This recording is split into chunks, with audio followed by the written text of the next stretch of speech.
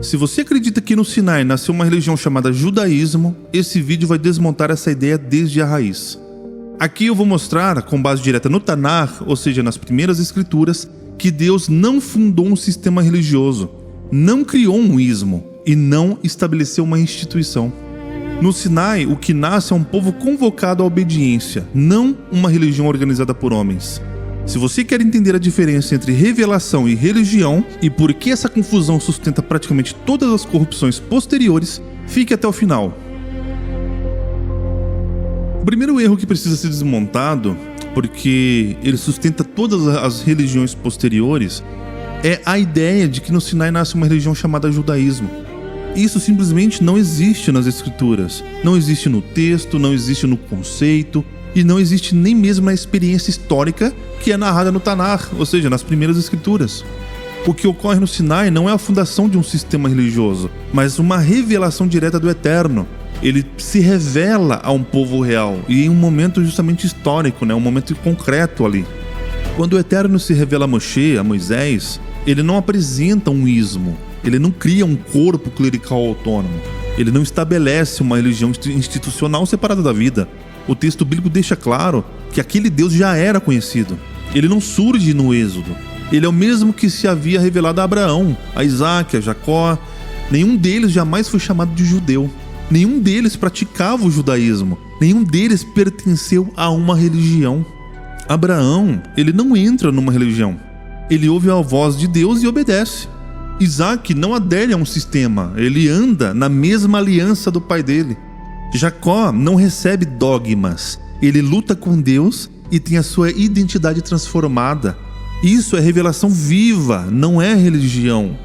O Sinai não cria algo novo no sentido religioso, ele formaliza uma aliança já existente, agora com um povo inteiro. É fundamental compreender que quando o Eterno deu a Torá no Sinai, não foram apenas os israelitas que o ouviram. No sopé do monte encontrava-se também uma multidão mista, como está em Êxodo capítulo 12, verso 38, composta por egípcios e outros povos que decidiram servir ao Criador. Todos eles ouviram a sua voz e passaram a fazer parte do mesmo povo. Por essa razão, foi deixado bem claro que a lei era para todos os que decidissem servir ao Eterno, pois a revelação não foi dada para ser um segredo tribal, mas uma instrução para todos os que atendessem ao seu chamado. A Torá, que é a lei de Deus, não é apresentada como um conjunto de rituais religiosos que são desconectados da vida, mas como uma instrução vinda do próprio Deus. Ela tem por objetivo ser uma direção prática, uma direção moral, espiritual e uma forma de nos ensinar a viver em comunidade. A Torá, a lei de Deus, governa o comer, o trabalhar, o descansar, o julgar, o lidar com o próximo. A religião separa sagrado e profano. A Torá não conhece essa divisão.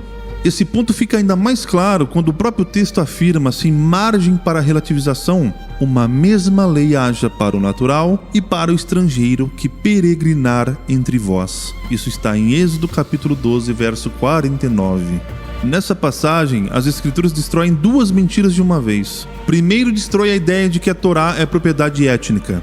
Segundo, destrói a noção de que existem dois caminhos paralelos para servir ao Deus de Israel. Não há duas leis, não há dois padrões, não há dois povos espirituais. A mesma Torá governa todos os que desejam fazer parte da aliança. Isso significa que, desde o início, o Eterno nunca pensou sua revelação como uma religião fechada, étnica ou identitária, mas como um chamado à obediência. O que define o pertencimento não é sangue, cultura ou rótulo religioso, mas submissão à instrução revelada. O conceito moderno de judeu religioso simplesmente não cabe aqui. O que existe no Tanar, ou seja, nas primeiras escrituras, é um povo que, em determinados momentos, anda com Deus e em outros momentos se afasta dele. Quando se afasta, não é porque abandonou uma religião, mas porque abandonou a Torá. E quando retorna, não retorna a um sistema religioso, mas ao Eterno. Os próprios profetas deixam isso explícito. Eles não chamam o povo de volta ao, entre aspas, judaísmo.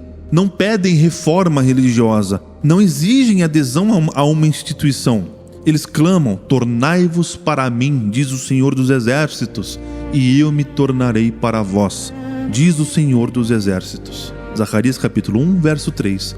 Isso é aliança, não religião.